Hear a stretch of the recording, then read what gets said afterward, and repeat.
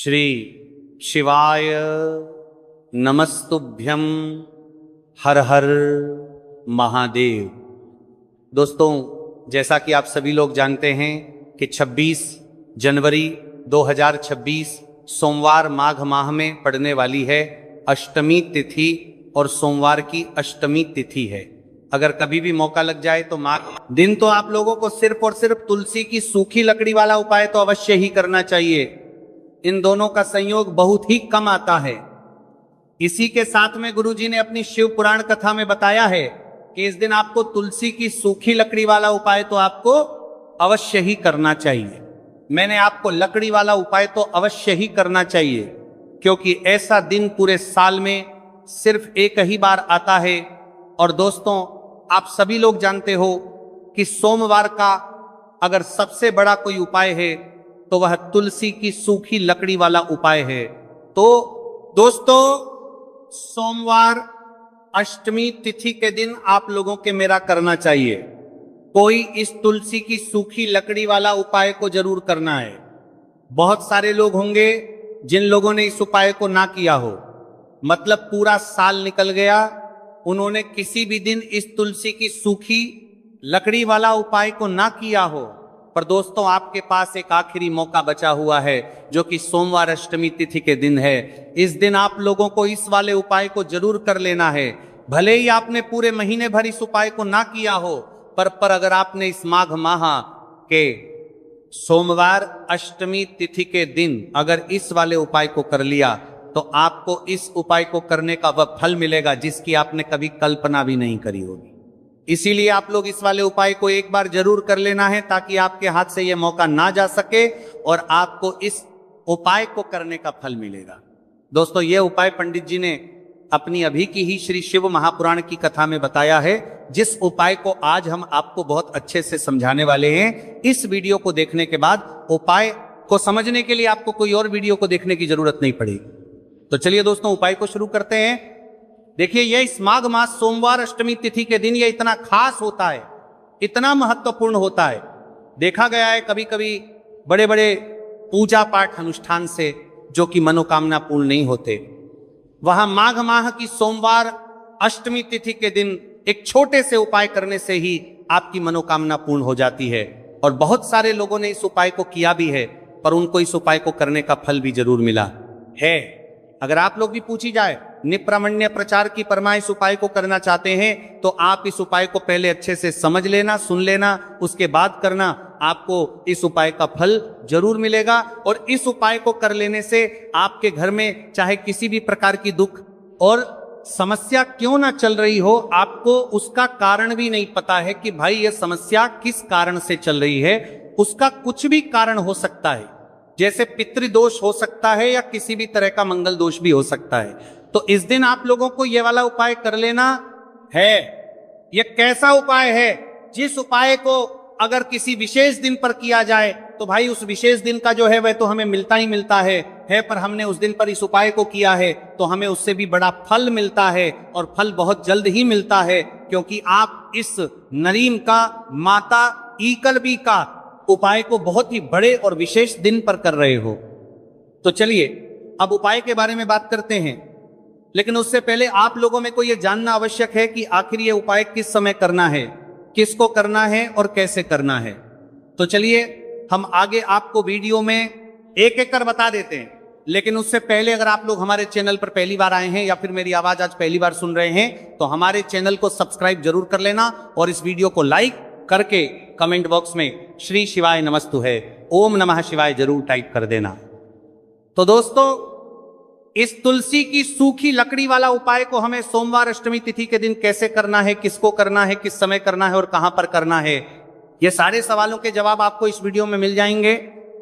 और जो ये वीडियो देखेगा भाई, उसको तुलसी की सूखी लकड़ी वाला उपाय जरूर करना चाहिए, क्योंकि इस दिन काला तिल का भी बहुत ही बड़ा और विशेष महत्व होता है। और जब बात आ जाए तुलसी की सूखी लकड़ी वाला उपाय की, तो ये सोने पर सुहागा वाली बात हो जाती है और ये एक बहुत ही बड़ा उपाय होता है। अब दोस्तों, इस तुलसी की सूखी लकड़ी उपाय को आखिर करना किसको है, सबसे पहले हम लोग वो बात जान लेते हैं। तो देखो, घर की जो बड़ी माताएं बहनें होती हैं, उन माताओं बहनों में से कोई भी एक बड़ी माता बहन इस वाले उपाय को कर सकती हैं है। और दोस्तों अगर आप चाहे तो अपने घर में से सभी सदस्यों को भी इस उपाय को करवाए सकते हैं। अगर किसी व्यक्ति की खुद की कोई मनोकामना है, खुद की कोई दुख और परेशानी है जो कि वो अपने लिए ही करना चाहता है, इस वाले उपाय को तो वो खुद अपने लिए भी कर सकता है। बाकी अगर कोई घर में से ऐसा है जो कि अपने पूरे घर परिवार की सुख और शांति के तुल्य लिए ये वाला उपाय करना चाहता है, तो भाई वो भी कर सकता है। हो सकता है उसमें भी कोई दिक्कत वाली बात नहीं है। कहने का मतलब यह है कि इस उपाय को हर एक सदस्य भी कर सकता है और पूरे घर परिवार के सदस्य के लिए घर की बड़ी माताओं बहनों में से कोई एक माता बहन भी कर सकती है। माताएं बहनें अगर घर में उपस्थित ना हो या वह यह वाला उपाय ना कर पा रही हो, तो फिर घर का कोई बड़ा सदस्य भी इस तुलसी की सूखी लकड़ी वाला उपाय को कर सकता है, चाहे फिर वह पुरुष ही क्यों ना हो, उसमें कोई भी दिक्कत वाली बात नहीं है। उसके बाद में दोस्तों जो अपीतरम औकी वारवी अपर को तरफ प्रतितरफ प्रतितरफ प्रति वारवी को तरफ प्रतितरफ प्रतितरफ प्रतितरफ प्रतितरफ प्रतितरफ गला प्रश्न निकल कर आता है, वो ये आता है इस उपाय को लेकर के कि आखिर इस उपाय को हमें किस समय करना है, सुबह के समय करना है कि शाम के समय करना है। तो देखो इस वाले उपाय को आप लोग सुबह के समय भी कर सकते हो और शाम के समय प्रदोष काल में भी कर सकते हो। अब अगर आप पूछो कि भाई साहब सबसे उत्तम समय कौन सा रहेगा इस तुलसी की सूखी लकड़ी वाला उपाय को करना है, कहा तो हम आपसे बस यही कहेंगे कि इस उपाय को आप सुबह के समय करेंगे तो ज्यादा बेहतर होगा।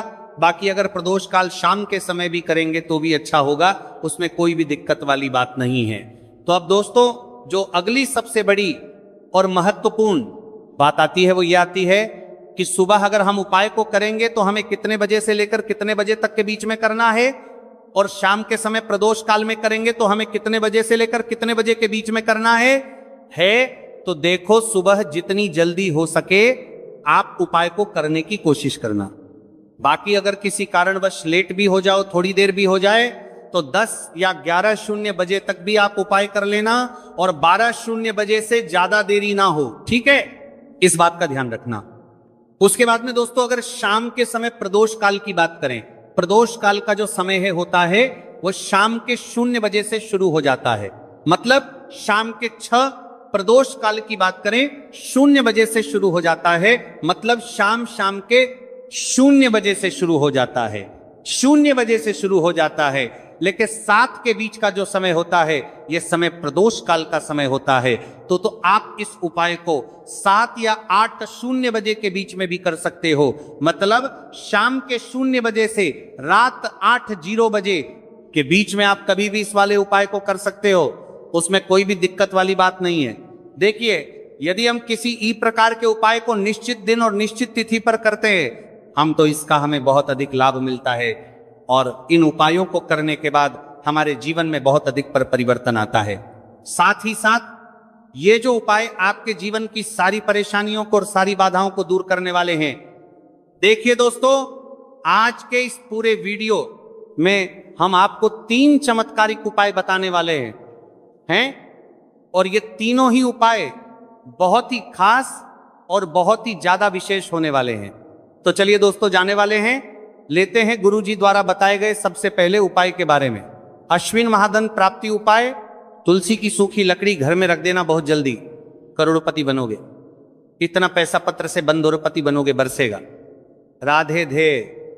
दोस्तों आपको किसी भी दिन तुलसी की सूखी लकड़ी का उपाय घर पर करना है और ऐसा समझ लीजिए कि तुलसी की सूखी लकड़ी का यह उपाय आपको बहुत जल्दी करोड़पति बनाएगा, क्योंकि जो मेरी अश्विन का महीना है ये श्री हरि विष्णु को सबसे प्रिय महीना है। तो देखिए स्कंद तनग्रसर करते हैं, पुराण में आता है कि भगवान विष्णु को सबसे प्रिय अगर कोई महीना है तो वह अश्विन का ही महीना है और अश्विन के महीने में तुलसी के उपाय रातों रात आपके भाग्य को चमकाते हैं।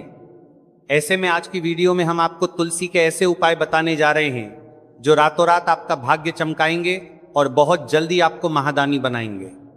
तो देखिए श्री हरि विष्णु प्रसन्न होते हैं।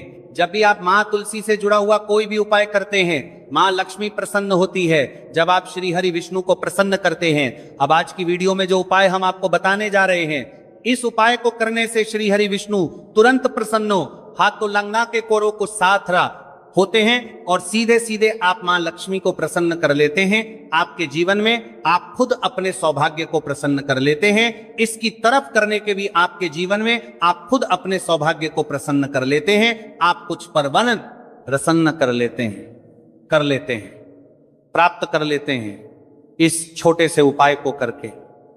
तो देखिए, सबसे पहले बात कर लेते हैं कि जो मान तुलसी है, इनके बिना श्री हरि विष्णु का पूजन और श्री हरि विष्णु का भोग दोनों ही अधूरे हैं। जब भी हम श्री हरि विष्णु को भोग कराते हैं, हम उनको भोग लगाते हैं, उसमें हम तुलसी दल जरूर डालते हैं। एक पत्ता डालेंगे लेकिन तुलसी दल जरूर डालते हैं, क्योंकि बिना तुलसी दल के श्री हरि विष्णु कोई भी भोग स्वीकार नहीं करते हैं। और आश्विन के महीने में तुलसी का पूजन करने से व्यक्ति को सौभाग्य की प्राप्ति होती है, उसके घर में कभी निर्धनता नहीं आती है।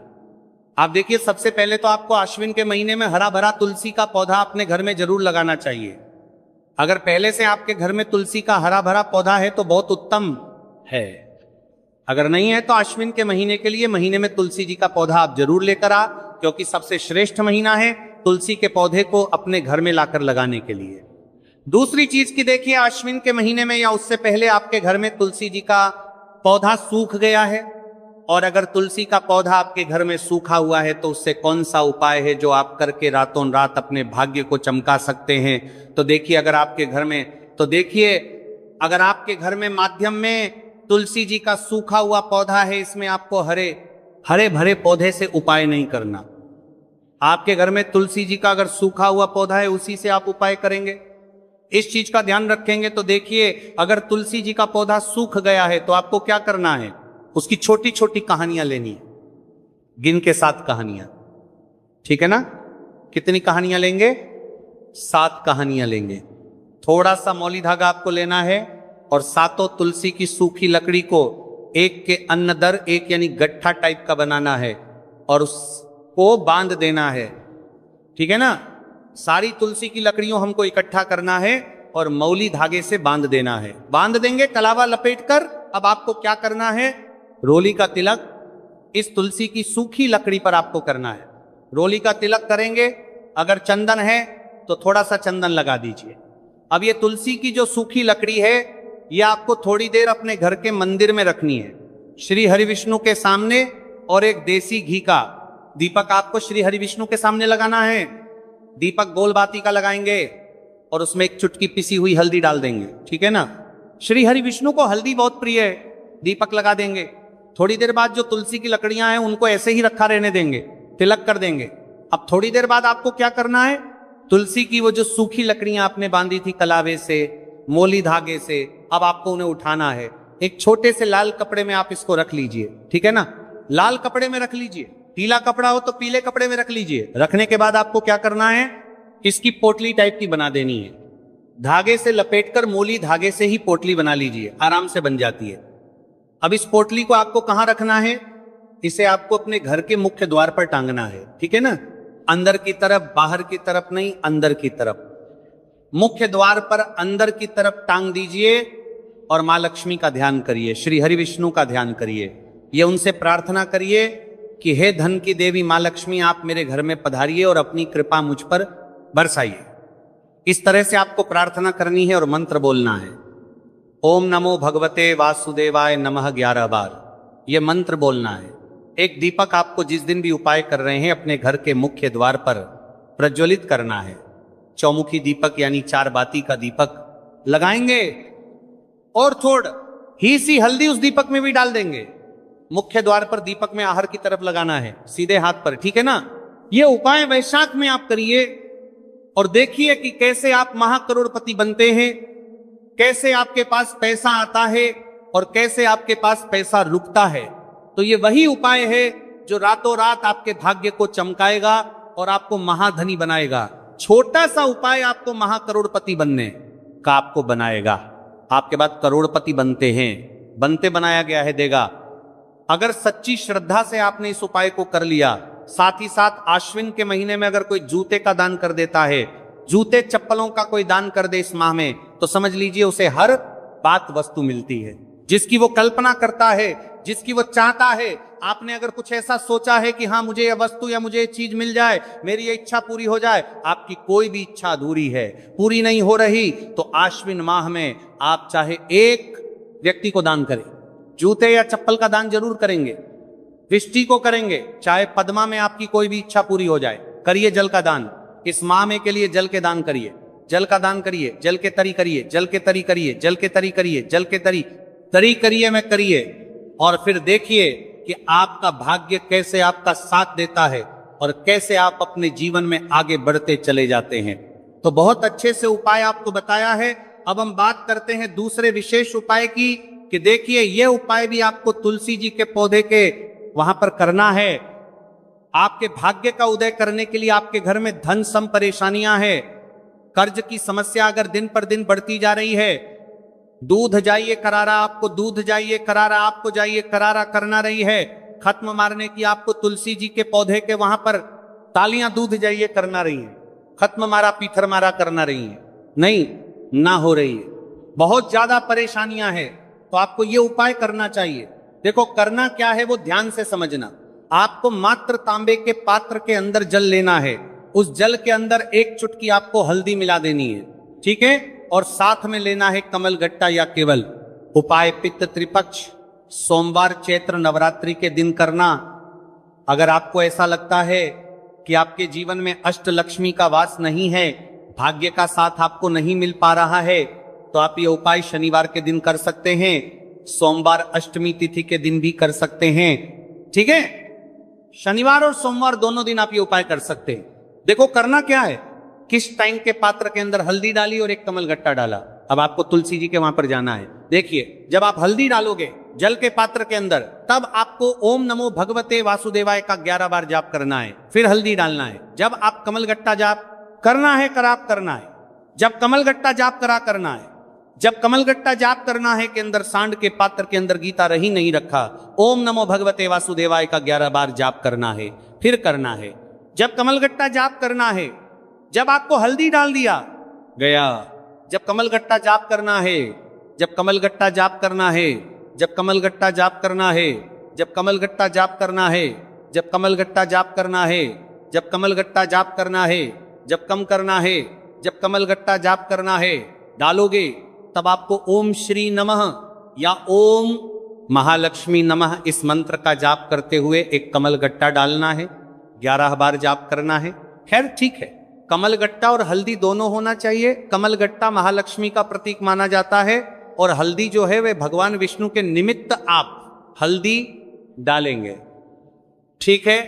इस जल को आपको तुलसी जी की जड़ में अर्पित करना है, अर्पित करना है।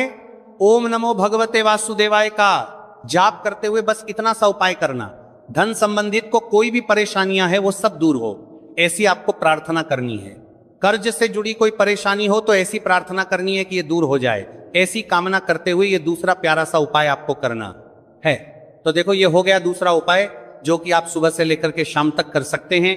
आज अष्टमी तिथि के दिन सिर्फ एक बार करना है। अब जो कमल गट्टे को आपको वहीं पर तुलसी जी के वहां पर रखे रहने देना है, आपको उठाना नहीं है। वो कमल गट्टा चाहे तो आप तुलसी जी के वहीं पर गांठ दें, ठीक है, तो भी चलेगा। तो इस प्रकार से आपको ये सुंदर सा उपाय करना है।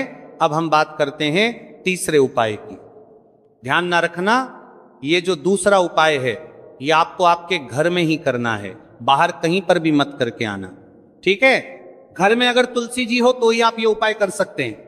अब आपको क्या करना है, भगवान शिव के मंदिर में जाएंगे, जो एक बेलपत्र है वह माता अशोक सुंदर वाले स्थान पर आपको अर्पित करना है। डंडे का हिस्सा जलाधारी की तरफ हो चाहिए, उस प्रकार से आपको यह बेलपत्र अर्पित करना है। जब बेलपत्र अर्पित करोगे तब आपको कुंदकेश्वर महादेव का नाम लेना है, माता अशोक सुंदरी वाले स्थान पर, ठीक है। आप जो चावल के दाने हैं, जो अक्षत लेकर के आए हैं, वो भगवान शिव के शिवलिंग पर आपको अर्पित करना है। जब आप अर्पित करोगे तब आपको बृहस्पति शवर महादेव का नाम लेना है। बृहस्पति शवर महादेव ही एक ऐसे महादेव है जो आपके गुरु ग्रह को मजबूत करता है। तो आपको इस प्रकार से अर्पित करना है और अंत में एक लोटा जल धीरे धीरे पतले दरा से बृहस्पति शवर महादेव का स्मरण करते हुए या श्री शिवाय नमस्तुभय का जाप करते हुए आप अर्पित करें। यह मात्र केवल और केवल सोमवार अष्टमी तिथि के दिन किया जाता है और यह उपाय बहुत ही ज्यादा प्रभावशाली है। ध्यान रखना, हल्दी का उपयोग मत करना, चावल में पीला करना है, चावल को तो पीला चंदनी होना चाहिए, ठीक है। अब ये जो उपाय जो भी करता है निश्चित तौर पर उसके जीवन के सारे अंधकार दूर होते ही होते हैं, उसको सफलता भी मिलती है, बृहस्पति मजबूत होते हैं, किस्मत का साथ उसको मिलने लगता है। ये उपाय अगर आप प्रदोष काल के समय करते हैं तो और लाभकारी सिद्ध होता है। तो दोस्तों, ये थे पूज्य गुरुजी द्वारा बताए गए कुछ बहुत ही खास उपाय। अगर आपको जानकारी अच्छी लगी हो तो वीडियो लाइक करिएगा। मिलते हैं फिर एक नए वीडियो के साथ। श्री शिवाय नमस्तुभ्यम।